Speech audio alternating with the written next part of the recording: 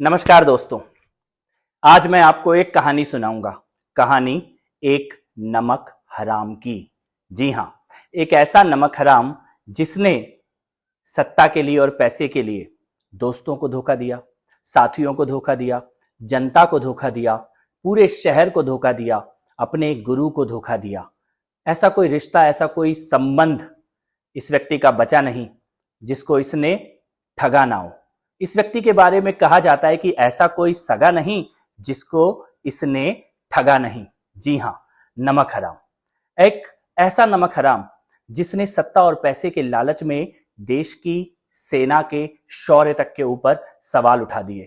एक ऐसा नमक हराम जिसने तब तब देश के खिलाफ बोला जब जब देश के दुश्मन चाहते थे कि कोई देश के अंदर से देश के खिलाफ बोले।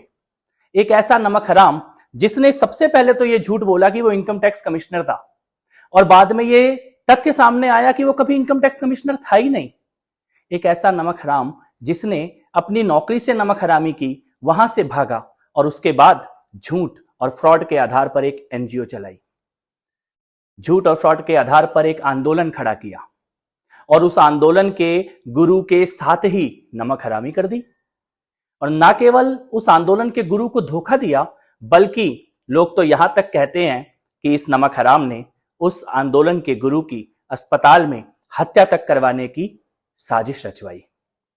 एक ऐसा नमक हराम जिसके बारे में कहा जाता है कि चुनाव जीतने के लिए आंदोलन की सबसे पॉपुलर दलित महिला साथी की हत्या करवा दी, और बाद में उस महिला साथी की जब मां इनके घर आई तो अपने घर से इसको धक्के देकर बाहर निकाल दिया।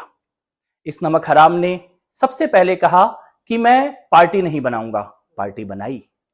फिर इस नमक हराम ने कहा कि मैं चुनाव नहीं लड़ूंगा, चुनाव भी लड़ा। फिर इस नमक हराम ने कहा कि मैं गाड़ी बंगला नहीं लूंगा, और फिर एक ऐसा समय आया कि देश के सबसे अय्याश बंगले में यह नमक हराम रहने लगा। इस नमक हराम ने सत्ता के लिए ऐसा कोई छल, ऐसा कोई प्रपंच नहीं है जो ना किया हो।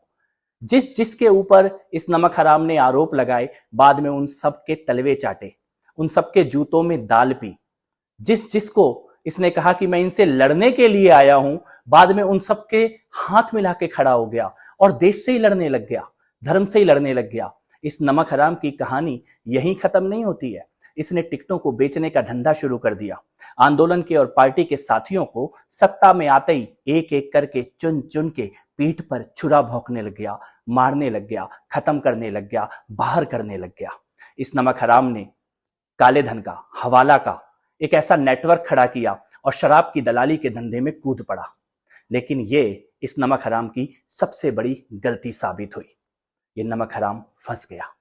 इसके दो सबसे मजबूत साथी जो शराब की दलाली में, हवाला में और काले धन में इसका साथ देते थे, वो पकड़े गए और जेल चले गए। अब इस नमक हराम को डर लग रहा है कि ये भी जेल जाएगा।